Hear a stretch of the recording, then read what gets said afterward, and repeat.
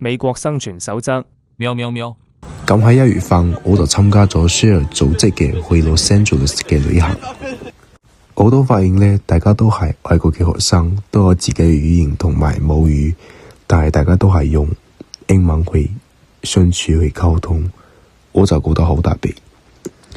我哋都去咗美國加州比較出名嘅一個餐廳，叫做 In and Out， 入面嘅 burger 都係幾好味嘅。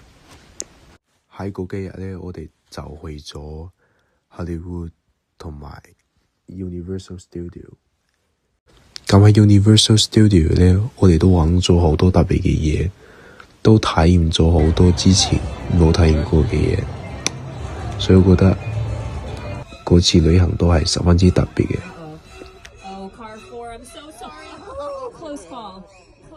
我哋玩完 Universal Studio 之後呢，仲去咗喺美國比較有名嘅一個餐廳，叫做 Raising Cane's， 入面嘅 Chicken Tender 應該係我食過最好食嘅，我覺得。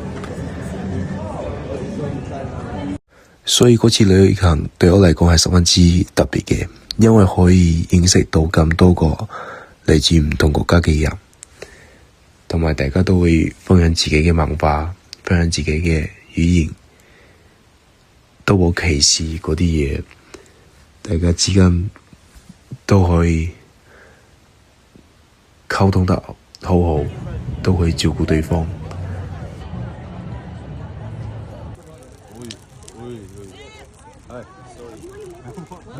Kinda crazy。喺旅行嘅最後一晚呢，都幾搞笑。有個波蘭嘅男仔呢，就瞓緊覺，我哋就去到佢嘅房間睇住佢瞓覺。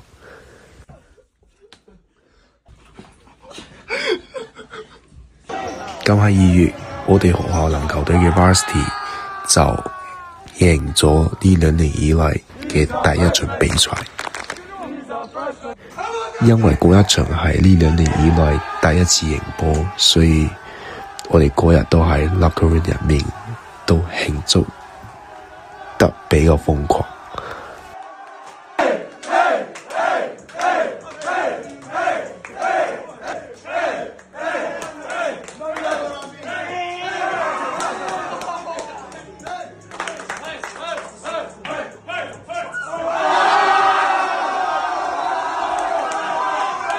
甚至乎喺巴士入面呢，都有人攞住個 speaker 不斷嘅慶祝。喺嗰個賽季嘅最後一場 home game，我都攞咗我籃球隊嘅第1分，同埋我哋學校嘅 Varsity 都喺呢2年以來贏咗第1次 home game，所以可以喺美國交流呢1年參加咗籃球隊，真係一次十分難忘嘅經歷。我都可以感受到佢哋嘅熱血、贏波嘅決心，同埋喺困難嘅時候大家互相鼓勵。同埋我哋贏咗比賽之後呢，我哋仲會講 We did it, what they gonna say now。 所以我覺得佢哋嗰種努力同埋全力拼搏嘅精神真係都值得我去學習嘅。喺嗰個星期嘅星期六呢，我哋仲去咗明尼蘇達大學嘅 college game 睇比賽。老規矩，後面嘅內容先會係我最日常嘅生活片段。原來狗食屎係真嘅。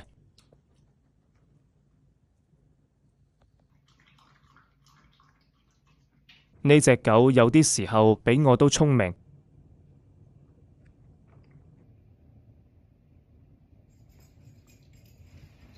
第一次做蔥油拌麵，完完全全失敗，食到爭啲要嘔啊！歷時5個月，第一次食到蝦。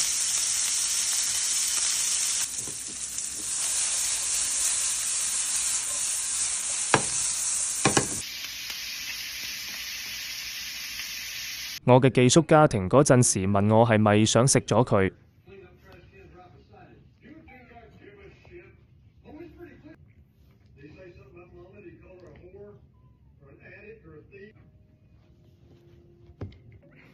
所以呢個就係我呢2個月嘅生活報告。過咗今日，我喺美國參加嘅所有活動應該都會結束 ，robotics 同埋籃球，我應該都唔會參加任何嘅 spring activity，因為我都想放學之後畀自己啲時間消化下，更加注重個人嘅發展。